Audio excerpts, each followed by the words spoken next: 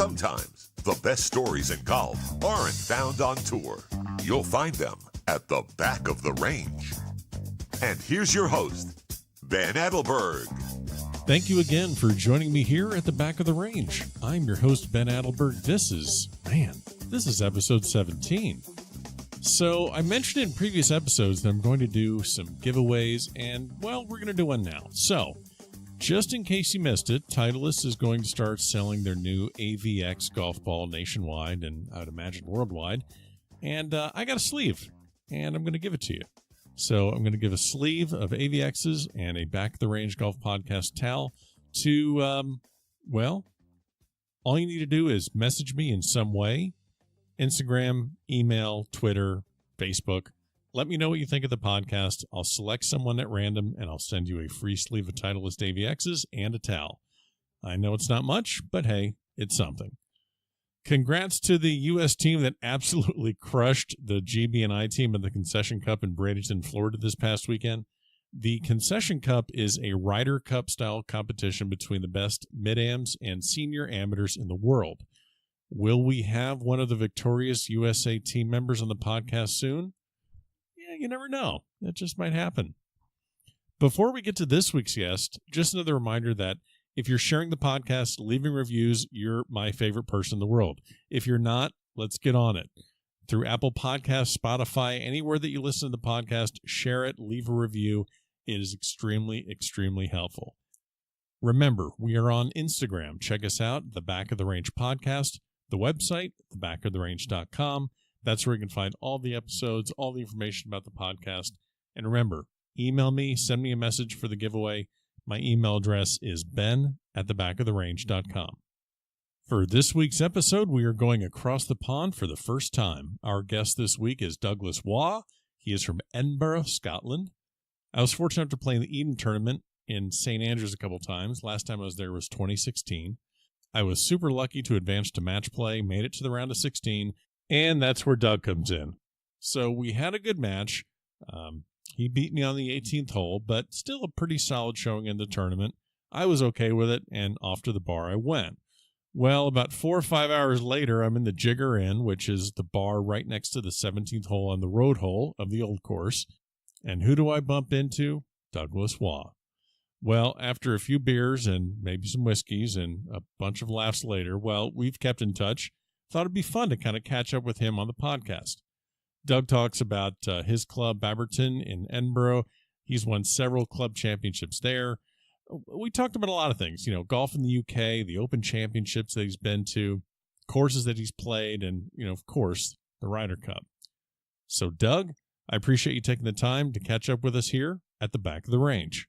Hi there, how you doing? It's great to actually be on the podcast. Brilliant. Absolutely. Well, this has been, last time we saw each other was actually on the golf course in Scotland, in St. Andrews.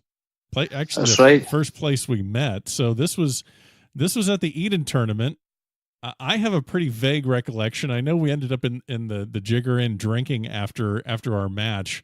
That's right. Kind of describe the tournament that we were playing in and kind of the circumstances and how we met. Yeah, I mean, I think it was, as far as I remember, was it a quarterfinal we actually met in? We played against each other in the round of 16. You made it to the quarterfinals. I was the one that got bounced out. Right, so it was around the 16. Yeah, I mean, the Eden tournament, I mean, it's quite a prestigious tournament now, set in, obviously, St. Andrews, the home of golf, apparently. I mean, what can I say? I mean, it's probably the best run tournament that I've actually played in, considering I play in quite a few tournaments throughout the year. The value for money you get, the people that come from all over the world to play in it, yourself from Florida. I know there's a lot of guys that come over from South Africa, various areas of Scotland. It's just fantastic value for money. The fact that you can play, is it 6 rounds of golf that you're guaranteed, and you get a week in St. Andrews. So, there's not much more I can say about that, to be honest. It's pretty hard to beat. Yeah, it's 6 rounds. You're playing the Eden. Really, it's all about the people too. For me, you're just meeting so many great people from all over the world that just truly love the game. Yeah, I remember that I had to win a match and kind of come from behind to win this match just to play you. And if I remember right, you were actually following that match. So you kind of saw firsthand the kind of the ridiculousness of how I got through that match. So I think we've actually both played pretty well in the last 16 as well. I think it was quite a good match. As far as I remember, it finished 2-1, so it was quite nip and tuck. Yeah, it was a pretty good one. Yeah, I know that we both made a really good impression on the Jigger Inn and the Dunvegan and all the other bars in St. Andrews. What is your favorite aspect of that weekend? Is it actually the golf courses and the competition, or is it just the actual being in the town and being in St. Andrews? I don't know. It's kind of a culmination of a few things. I mean, the fact that you're playing all these great golf courses up there, the fact that you're in St. Andrews. I mean, I only live about 45 minutes drive down the road, so to have it basically on your doorstep. I mean, I go up a few times a year, but there's always a buzz when you're in St. Andrews. I think it's like, I mean, you could add it all up. It's the golf, it's the meeting of new people, it's the town itself. Obviously, the drinking's got a lot to do with it. I mean, yes, it does. I know. Yeah, I mean, I've been going for 10 years, and the group of people that I've been going with have probably been going for not far short of 30 years, and haven't, they've missed the odd year here and there, but it's just everything. It's everything that goes with it. Obviously, meeting yourself, meeting people from Ireland, meeting people from, different walks of life, different aspects of life, the golf courses. I mean, you cannot beat the level of golf and the level of golf course that you've got up there. They're fantastic golf courses. All of them are fantastic golf courses. No, I totally agree. I fell in love with the town, not just the golf. For me, it's a lot more than just the golf, but for you, just living 45 minutes away from St. Andrews. Now, before we get into all the other tournaments that you're playing and kind of your, basically just your day-to-day or your golf achievements in your career, you live in, tell listeners where you live and kind of, do you belong to a club? Tell us a little bit about that. Yeah, well, I stay in Baberton, Mains, which is in Edinburgh. It's just on the outskirts. It's about 6 miles from the centre of the town. I'm a member of a club called Baberton. It's a parkland golf course. It's not hilly as such, but there's a few kind of undulations throughout the golf course. I'm also a member at a smaller club, which is more in the centre of the town, or the centre of Edinburgh, called the Harrison Golf Club. It's actually it's what we call a non-course running golf club. So the golf club that it's kind of attached to is a public golf course. I believe there's a lot of them. You get a lot of public golf courses in America, whereas this one it's a very kind of hilly golf course, very short. So you pay to be a member of the golf club, but then you have to pay a supplement fee to actually be a member of the public golf course. Whereas Baberton, whereas my main club, that's a private golf club, so you have to pay quite a high fee to be a member of that as well. So when you say a high fee, what's really good about us being able to speak and being on the podcast is that other than the great stories you're going to be able to share, but also showing the differences. Most of the listeners of the podcast are here in the United States, and to kind of understand the differences between when you say it costs a lot, give me an idea, if you don't mind, not just your club, but in general. What would the cost be for either annual or monthly? What does it cost to belong to a private club in Edinburgh? Nowadays there's no joining fee. I mean, I've been a member of Baberton now for 20 odd years now. I remember there was, you had to pay a joining fee. The joining fee was, at the time, was about, I think it was about £1,200-1,300. Okay. And and then on top of that, you were looking at maybe, at the time it was probably £500 or £600 to be, to pay yearly. There's now, basically nowadays, there's no, especially kind of in Scotland or in the Lothians area where it's like Mid Lothian, West Lothian, East Lothian, there isn't really any loyalty nowadays, because what they've done is they've done away with this joining fee, which kind of, because you had a joining fee, it kind of retained a lot of the members. Sure. But nowadays, obviously, things, there's better golf courses out there. They've done away with the joining fee. So I'll give you an example. It's about, you can join my club now. you can pay monthly, but you'll be paying something like £850 to £900 a year to be a member of. Now, there's a couple of clubs in Edinburgh that are a bit more prestigious. You're probably looking at, £1,200, £1,300, £1,400 a year to be a member. Whereas there's other clubs where you won't pay that. You may be looking at £500 or £600, but those clubs kind of struggle now. There's a couple of golf clubs they've closed down because obviously the level of golf course wasn't that great. Sure. So people have left and joined elsewhere. So those clubs kind of financially, they've kind of had to close the doors basically. I mean, I'll give you an example as well. I mean, if you were to go to St Andrews, for example, you could join one of the clubs up there for around about £400. You would then have to wait for your links card, which again is about £400 approximately. So there's £800 and you get 7 golf courses, whereas I'm looking at £800 to £900 for just to be a member of my golf course. Right. Yeah, it is fascinating with the difference between the charges over there and charges here. I mean, there are some country club communities where you're paying $30,000 to $40,000 just to join, and then just almost $1,000 a month sometimes. So it is definitely different. We've kind of seen over here in the States sometimes where just hanging out at the club, having dinner, having drinks, having it become more of a social hub for people to socialize. That's kind of going away a little bit in certain aspects. People come, they play their golf, and they leave. Do you spend a lot of time at your club? Yeah, definitely. I mean, there's a kind of culture nowadays where you kind of call them the car park golfer. As you said, they turn up, they play golf, and they go away. Right. But it really depends on where you're situated. I mean, there's a lot of big housing estates where I'm situated at Baberton, there's a housing estate called Baberton, and you've got Curry and Balerno round about that. So the golf clubs really, you could walk to Baberton within kind of 15, 20 minutes. So we have got quite a good kind of social side. There's a lot of guys that will stay back, a lot of guys that will indulge in quite a few drinks, have a bit of a carry on. But there are a lot of clubs that, they don't have that. The clubs are dead on a Friday or a Saturday night. There's other clubs down in, what we class as the Sticks, which is a way out down towards Gullen. I mean, you touched on country clubs where you're paying $30,000 or $40,000. We've got a couple of places down towards East Lothian. We've got the Renaissance Club down there as well. Again, that's really just a kind of prestigious thing. Archer Field, which again, you're looking at, £30,000, £40,000, £50,000 to be members, just members, and then you're paying on top of that. Sure. And they don't really. I've played them quite a few times, and they don't. The social side of things, there's not. There's another local club down the road from me called Kings Now. They have a really good bunch of guys. They all like a drink, they all like a good carry on, they all like to play golf. But they are.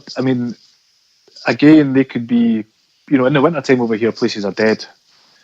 Okay. Unless you have something on, unless you have, the club puts something on.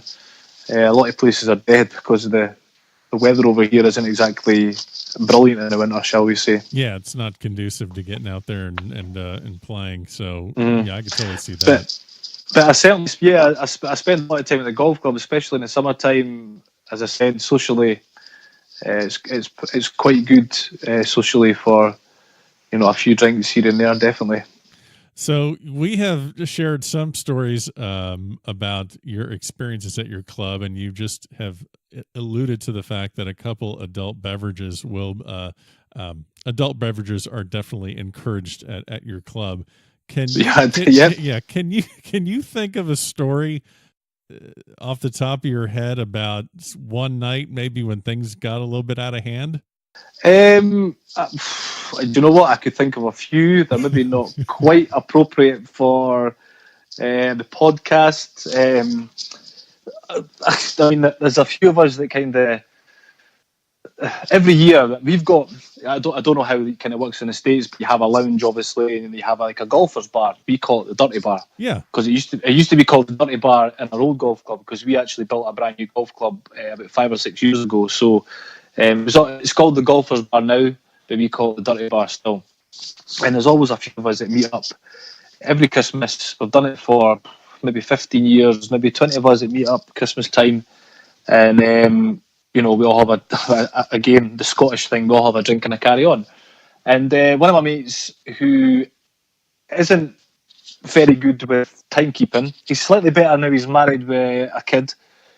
His timekeeping was pretty terrible. And one of my other mates is also very good at coming out with, shall we say, silly bets, etc. So my mate Andrew was supposed to turn up between 3. We said I'll be there between 3 and 3:30.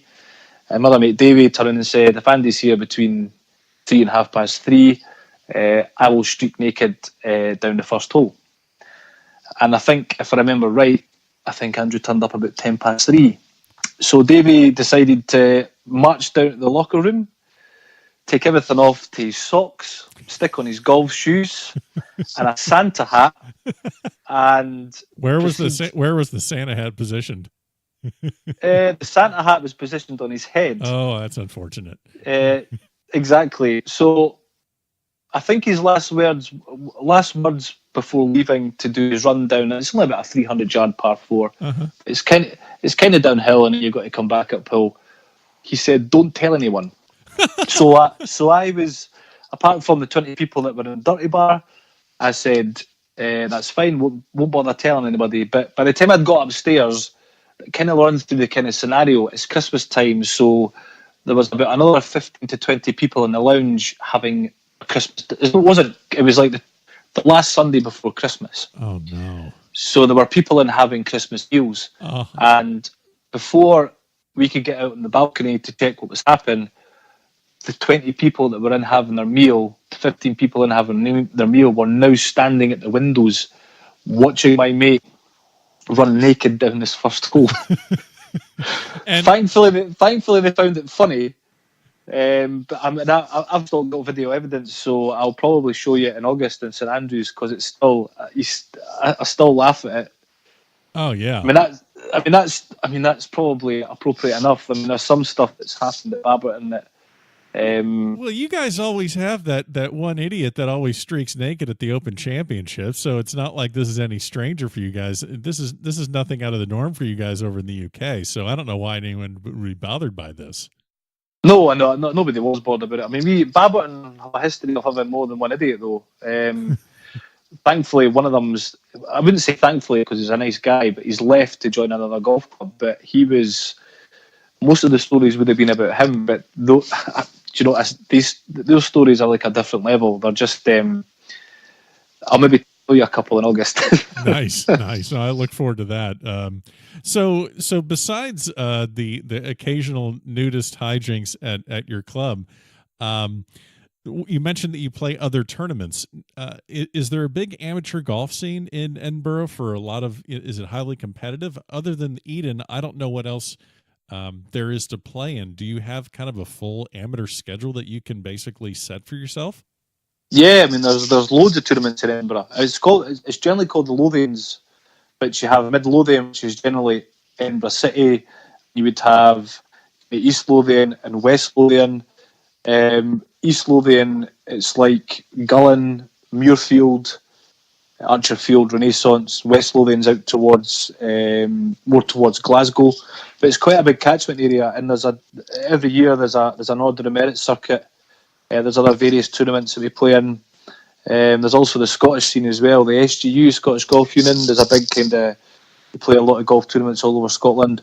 Not that I don't generally play in that because I don't. I mean, if I say I couldn't compete in it, I probably could compete in it, but it's not. It's kind of a different level. They guys are looking at breaking into the Scottish team. Maybe breaking into the.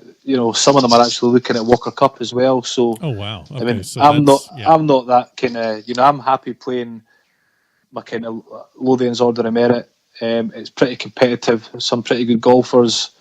You also have your kind of your county team and everything as well. So it's the same with everywhere. I mean, I'm supposed to be going down to London in July because my mate's a member of a club called Highgate, and they have, I think it's Middlesex, so their county, they have an Order of Merit as well. So there's all over Britain, all over Scotland, there's various order of merit kind of schedules that you play in as well. That's great. Yeah, we have different. Obviously, it sounds very similar to our state golf associations, whether it's Florida or Georgia or Iowa. Each state has their own points and ranking systems and their own events. So it sounds a little bit similar to that. Now you've obviously, you have, being located in Edinburgh and playing all over the UK, you have access to playing some of the finest courses in the world that are on the Open Championship Rota. I'm assuming you've played the Old Course. Can you tell us about your first experience playing the Old Course? I think it was just, how can I put it? You just, it's not because of the golf course. I mean, the St Andrews, I mean, for those that maybe played it, it's not the hardest golf course in the world. It's relatively, how can I put it it's relatively mundane. You know, once you get out past the first and the second, because you've got the first hole with the clubhouse behind you, then you've got the Old Course Hotel. Once you start getting into the kind of third, fourth, fifth hole, it's very kind of samey, if you like. It's, you know, there's not really any kind of nothing really distinguishing jumps feature. out. Nothing really. Nothing really jumps out. Then you kind of get around to 7, 8, 9, 10, 11, and when you come back in at the home stretch, kind of 16, 17, 18. I mean, the first time I played it, I'll be honest with you, I mean, I've probably played it maybe almost 8 or 9 times, and I always get goosebumps standing on the first tee. Sure. Just because of what it is, just because of who's stood there. You know, it's the home of golf. It's kind of hallowed turf. It's always get goosebumps standing on that first tee. Now, what are some of the other courses you've played on the Open Rota? I played Muirfield a few times. Again, a fantastic golf course.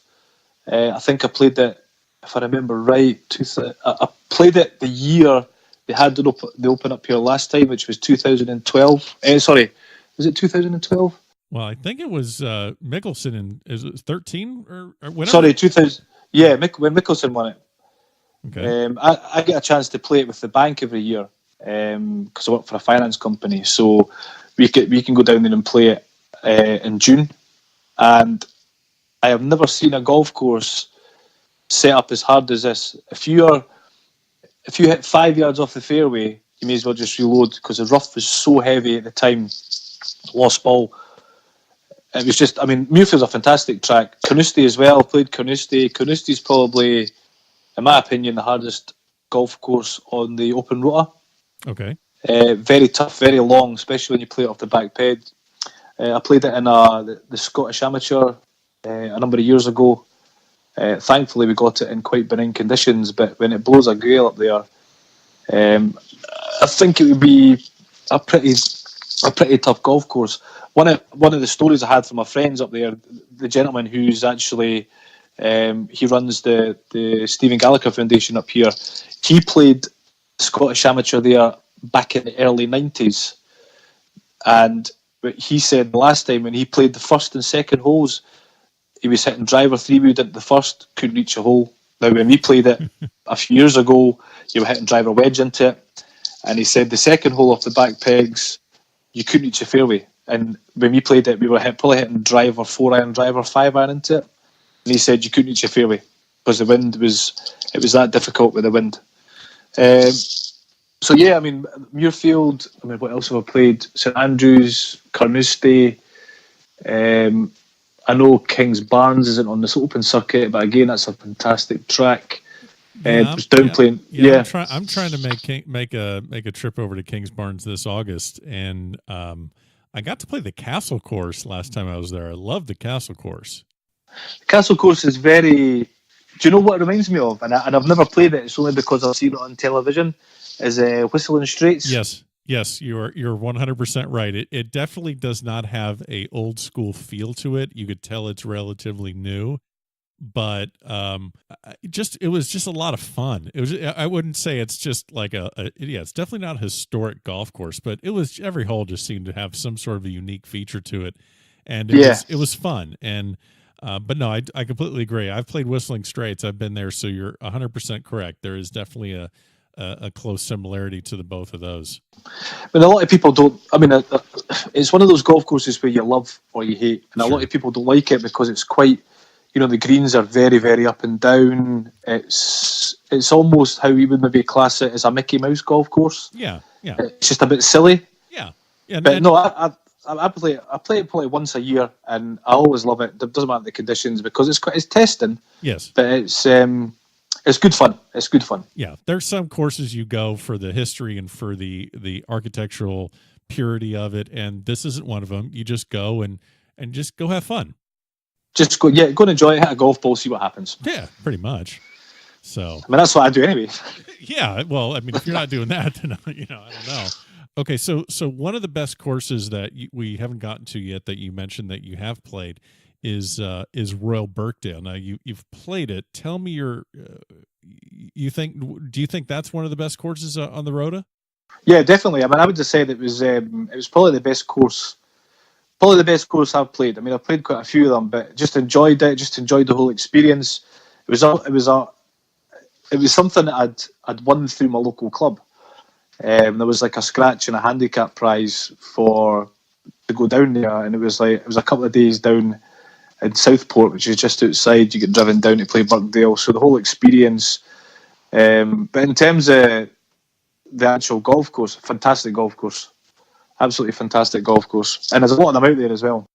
Yeah, so Royal Birkdale has hosted, it's hosted a couple Ryder Cups now. That was back in the '60s. Wow. You've been in attendance at a Ryder Cup. Actually, you were at the last one that was you're at the last. Yes, I was. Yeah, you're at the last Ryder Cup that was in Europe at Glen Eagles. That's right. Yeah. So that is definitely one of my goals to make it to a Ryder Cup. I know that it is coming back to Whistling Straits. Now that you just mentioned it, it'll be at Whistling Straits in 2020. What can you tell me about your experience attending the Ryder Cup? How did that happen? You can just walk me through that, but tell me a little bit about your experience at the Ryder Cup. The tickets went live. We went to buy them for the Friday. We just went up on a Friday. They're quite good down here, but I don't know what it's like in the States, but they're quite good here. Whereas, if you go to an Open, they do packages, so you get the train journey, you get a ticket and everything included. And I just found it completely different from, you go to an Open, you watch an Open, it's very, okay, there's people having a drink, etc., but everything's quite, how can I put it, it's very... reserved? Yeah, everybody seems to understand the good shots and the bad shots, so if there's a bad shot, nobody really claps. Whereas the Ryder Cup, for some reason, I think it was maybe a mixture of Americans over as well, which kind of hyped up the atmosphere. But it was pretty wild. I must admit, it was quite wild for a golf tournament. So much so that I remember we stayed back after the actual golf had finished in one of the tents in the tented village. They had music on, and I remember it was quite lively. A lot of dancing, a lot of drinking. I think I've still got pictures from that day as well that I can probably show you in August. I noticed that you don't want to show any of these by actually sending them to me. I don't think I'm ever going to get ownership of these, but definitely not. No, they're for one camera, for one phone only. But I can certainly show them in August. I can certainly show you some of them in August. Nice. But just in general, the atmosphere is really it's more hyped because it's like a USA versus Europe. It just seems to be yous versus us type of thing, and sure. It just when you watch it on the TV in the States, there's a lot more shouting. There's a lot more remember Bubba Watson getting the crowd going. It's completely different to go and watch in a normal golf tournament. Sure, and it's good fun. It's definitely good fun because you get a lot of good banter with the players and with other fans as well. Yeah, that definitely is on my bucket list of things that I need to do. I need to take part in a Ryder Cup. I'm actually almost thinking that it'd be more fun to go to Europe as an American for Ryder Cup as opposed to just being surrounded by just an entire sea of craziness. I don't know. For some reason, I think it might be a little bit more entertaining to go to foreign soil. Yeah, but maybe be a little bit more laid back. You mentioned there about Birkdale. It's not...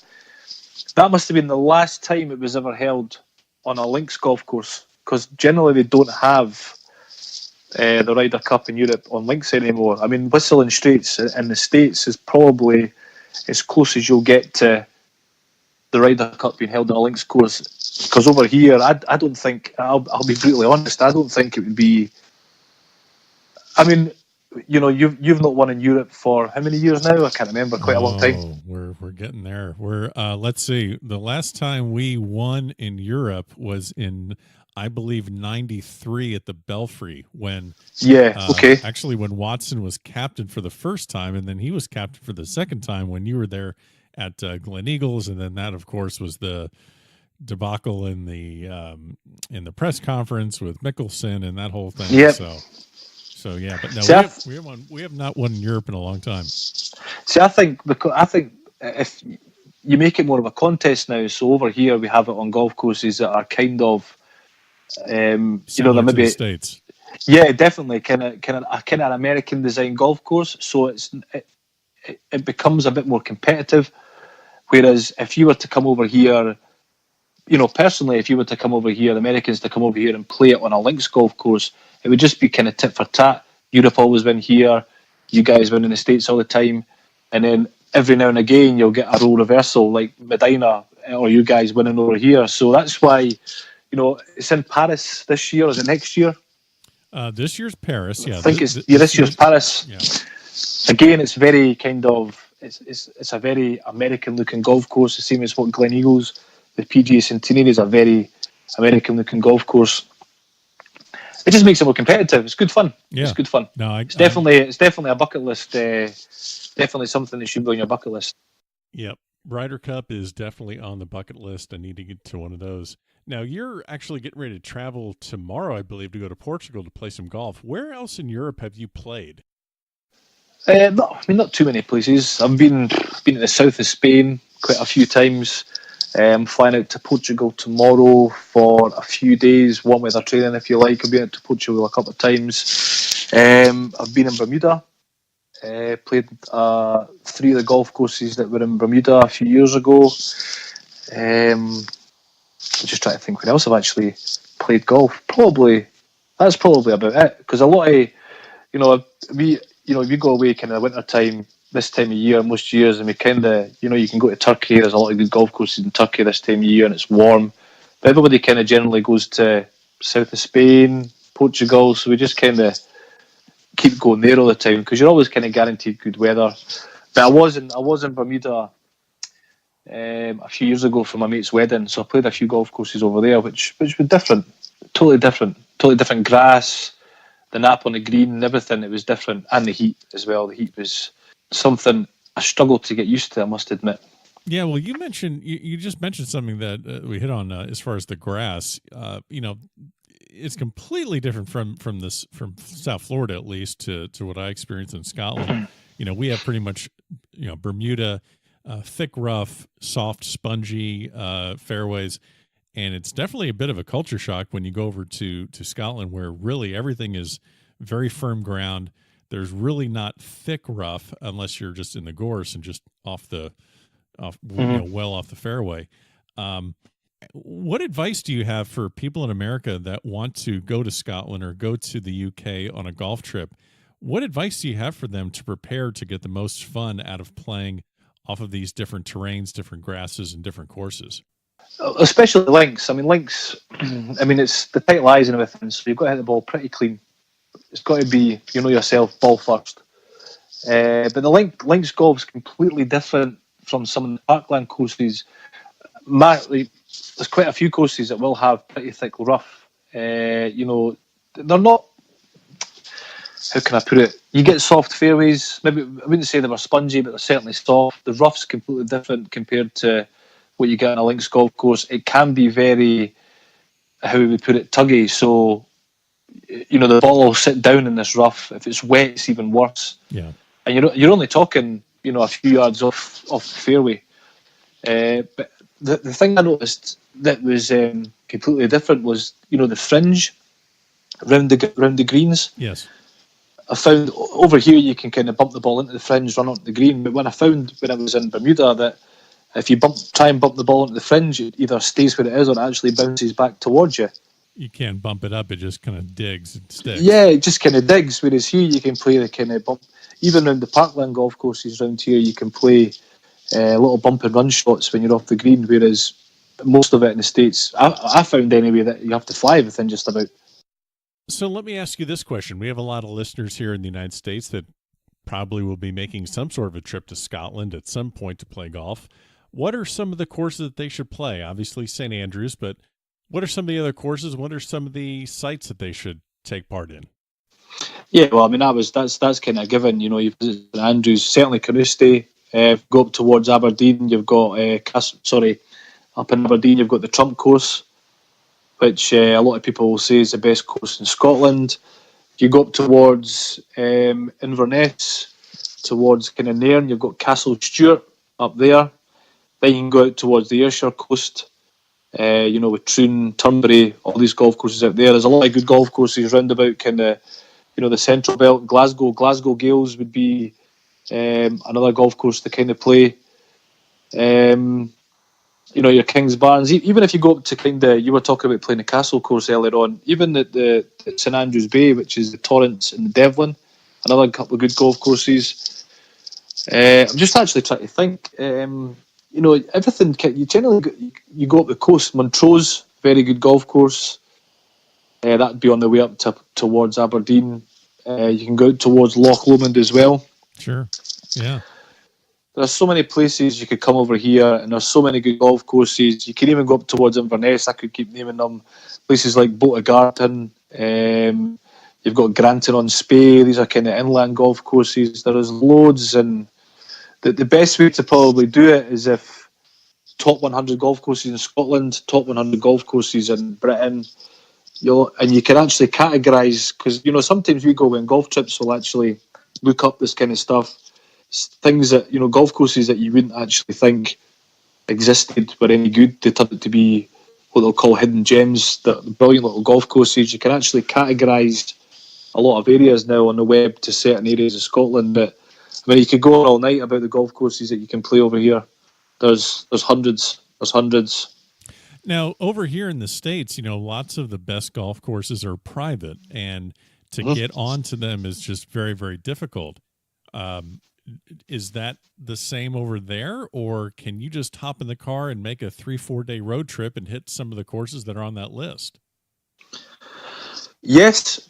I wouldn't even say 3 or 4 days. You're only talking, to drive up to Aberdeen, you're looking at 2 hours.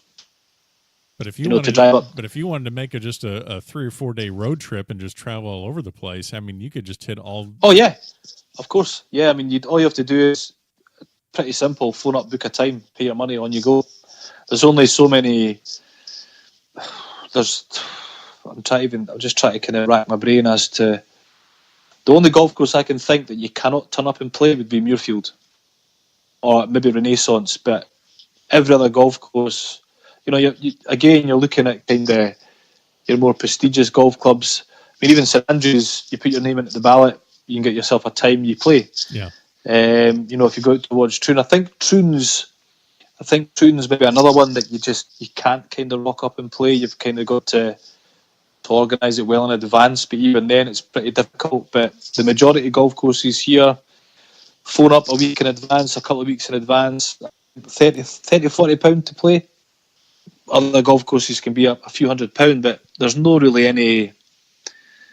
restrictions over here apart from the other golf course. You can just, as you said, you can put a 4 or 5 day road trip together and off you go. That's great.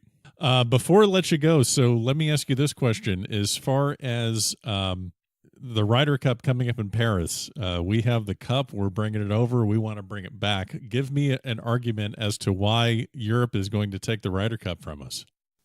If I was a betting man, I couldn't argue against you. I would have to say the States are probably going to win over here. Does that throw a spanner in the works a wee bit? I just don't think. I think you guys are really strong, 1 to 10. I don't think. Give or take a handful of Europeans, I don't think we'll be able to compete. Obviously it's different on the day. People turn up. Sure. The golf's completely different, but I can't give you an argument. If I was going to throw money on this year's Ryder Cup, I would have to back America. Wow, you just said that on a recorded podcast. This is gonna be broadcast, and your friends are gonna hear this. Are you kidding me? No, I'm not. I just can't see. No, it's okay. if you look at the top 10 in the world, it's all Americans, give or take. Justin Rose. Rory's up there. You got Rory. John Ram, Rory. But, I mean, apart from that, I mean, if you look at the last Ryder Cup that we competed in, there was a lot of guys in there that were just, I don't know if they should have been there. Yeah. Why is John Rahm so angry, by the way? Can you explain that to me? He's 23. He's ranked number 2 in the world. Why is he such an angry person? He's, Spanish for a start. If you remember Sergio when he was younger. That's awesome. I mean, if you remember Sergio when he was younger, when he was coming through the ranks, he's a very angry young man as well. Yep. I think it's just competing. I mean, you know yourself, you play the game to win. You don't. My dad always told me never play the game to take part. You always play the game to win. And I think that these guys, because they're playing at such a good level, there's certain nationalities, certain European nationalities are a bit more feisty than others. But yeah, if you remember, I mean, if you look at Ballesteros was very feisty. Jimenez was very feisty.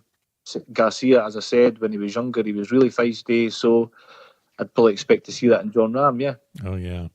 Does Tiger win another major?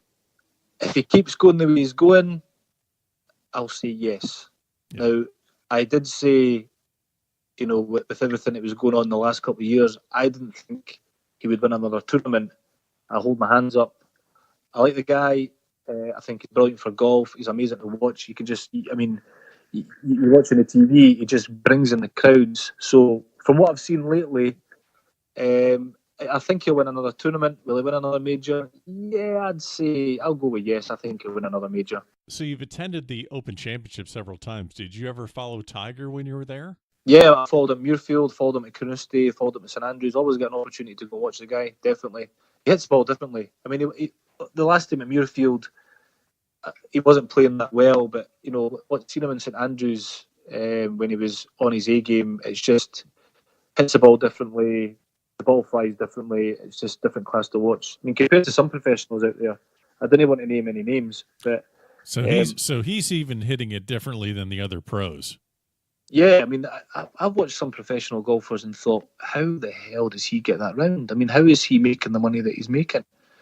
I couldn't name one person that I watched that was gobsmacked. I thought he hit the ball really badly. And it was almost like what we would say a pap. Boo Weekly, will I say that? Yeah, uh-huh. I just couldn't understand. He hit the ball so bad, but he's a professional golfer, making millions. But other guys, your Rory McIlroys, Tiger Woods, Mickelson, these guys, they hit the ball properly. It's fantastic to watch. Wow. What tournaments are you looking? You're looking forward to playing the Eden tournament in August. I will see you in St Andrews. What other tournaments are you going to be playing in this year? I think our Order of Merit, the Lothians Order of Merit starts in a few weeks. The kind of season opener will be what we call the team tournament. It's down at a golf course called Royal Musselburgh. It's a 3-man team and it's a combined scratch score. That's kind of like the season opener. It's not an Order of Merit, but it's like a club season opener. So all the golf clubs from all over the Lothians area will combine on one golf course and we all go out and play golf. But our Order of Merit opener is a course called Long Midray. That's in May. And then it just, you just follow, you just go around the circuit, you play in all the Order of Merits that you can, you play in all the tournaments. So, as I said, just kind of gearing up for the summer, going out, as I said, to Portugal tomorrow to get a bit of warm weather, a bit of golfing. No doubt there'll be more than a few beers probably. There you go. Yeah, just looking forward to the season again. Just hitting the ball pretty good after such a bad winter. I can't really think of. I might actually play in the Scottish Amateur this year. I'm not actually sure. Always kind of, always keep an eye out for certain tournaments that you can play in, and just see what takes your fancy. Just see who you're playing, really. Well, Doug, I really appreciate you hopping on all the way over from Scotland. I will definitely see you in August, and I think I owe you a couple beers. What's the bar that we have to definitely meet at? What bar is a place where you have to actually meet up for a drink someplace in Scotland? It'll have to be the Jigger. Yeah, we got to hit the Jigger. One of the most famous pub in the world. And then after that, we'll no doubt head up to the Dunvegan, another famous pub. So plenty of time for pints of lager or whiskey or Guinness, whatever takes your fancy. Yeah, we're going to be hitting that pretty hard. I cannot wait to see you up there again. Special thanks for hopping on the podcast. Best of luck this summer, and I will see you in August in St. Andrews. Yeah, no problem. It's been a pleasure. I thoroughly enjoyed it. And yes, definitely see you in August. Look forward to that, even if the golf gets in the way of a good week up there. Absolutely. And there you have it. Another episode here in the books, our first international one. So thank you to Douglas Waugh over in Edinburgh, Scotland. Audio quality might have been a little bit sketchy, but did the best I could. Hope everyone enjoyed the episode this week. We will be back next week for another great episode. Don't forget, we do have a giveaway going on. So send me an email, hit me up on Instagram, Facebook. All that information is at thebackoftherange.com. Giving away a sleeve of Titleist AVX golf balls and a Back of the Range Golf Podcast towel. So, want to hear from everyone. Hope you have a great week. We will see you next week again at the Back of the Range.